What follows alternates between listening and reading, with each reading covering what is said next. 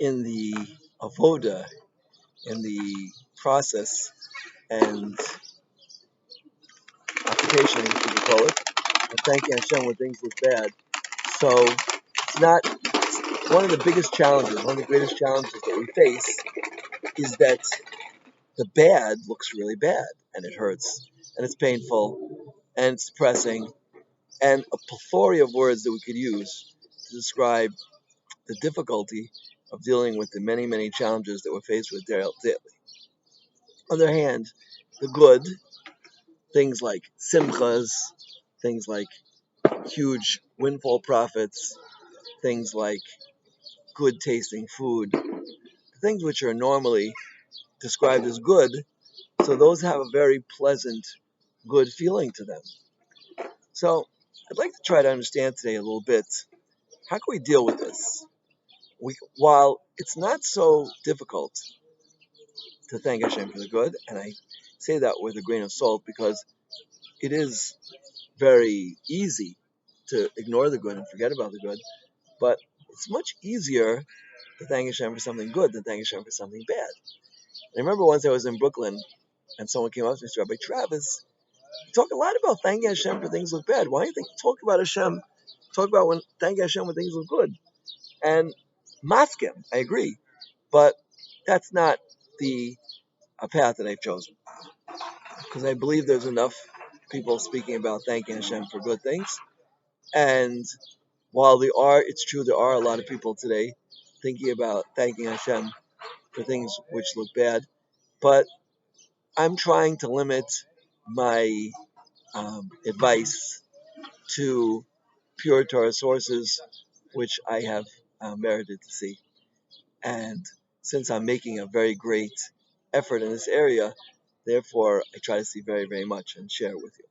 In any event, last week we spoke about the words of the Arizal, that one of the reasons why it's so hard to see the good in things is because the good comes from a hidden place, and the bad comes from a very revealed place, and therefore it's in our face. The Arizal now adds another point, which is really important in our avoda, thank Hashem when things look bad, is that, and we've said this before, but I'll repeat it again from the words of the Arizal, is that the higher up you are, the more together the good and bad are. Right? And the highest levels of Shemayim and of creation, so the Din and the Chesed are one. Mamish one. They're together. Echad. Like we say, Shema Yisrael, Hashem Elokeinu, Hashem Echad. Hashem is Rachamim, mercy, and Elokeinu is Din. And they're one. And in Shemayim, this is very, very clear. The more you go down, like this, I should do like this. The more you come down to this world, the more disparity there is, and they split.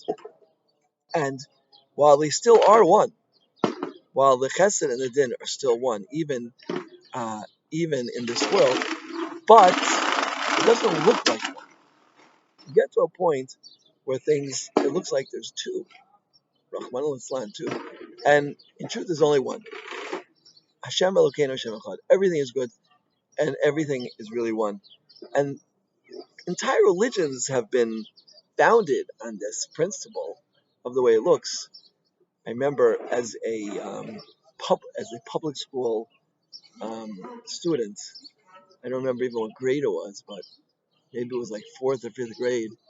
I gave a class I wrote a paper about an essay about Zoroastrianism, which is a religion, because I was looking for the truth at that age, at a young age, and they believe that there's two gods. There's a God of good and a God of bad, right?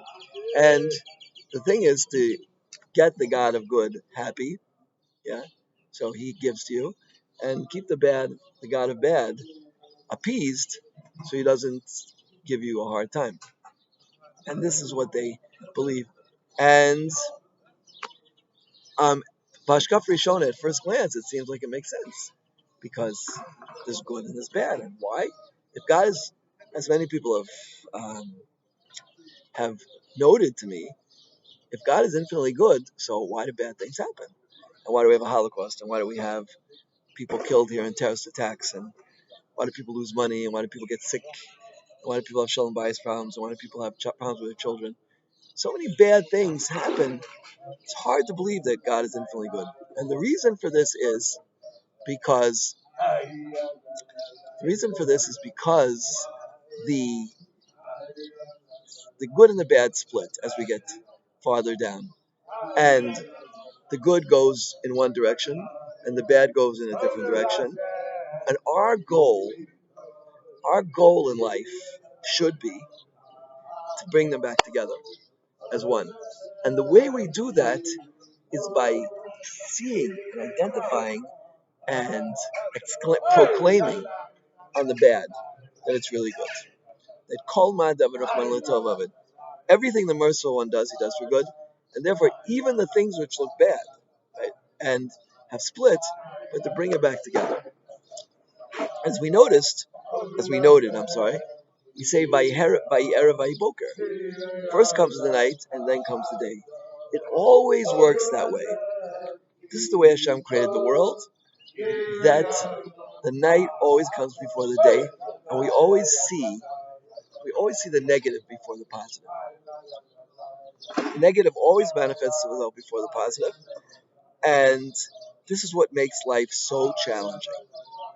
We're first confronted by something which looks really negative, and the way we're meant to deal with that is to exclaim that this is good, and in doing so, we're infusing what seems like negative with Hashem's infinite mercy, and that brings the positive and the negative together, and that's called Hamtokas Adinim, sweetening the judgment. Sweetening the judgment. When we sweeten the judgment, just as the name implies, it becomes sweet. Our whole life becomes sweet, and everything around us becomes sweet. So this is something that's really worthwhile to keep it in mind, and that's why the Shulchan Aruch Paskins in Simon Reish Lamed today, a person should be rugged to do it, be accustomed to it, because it's happening all the time, 24/7.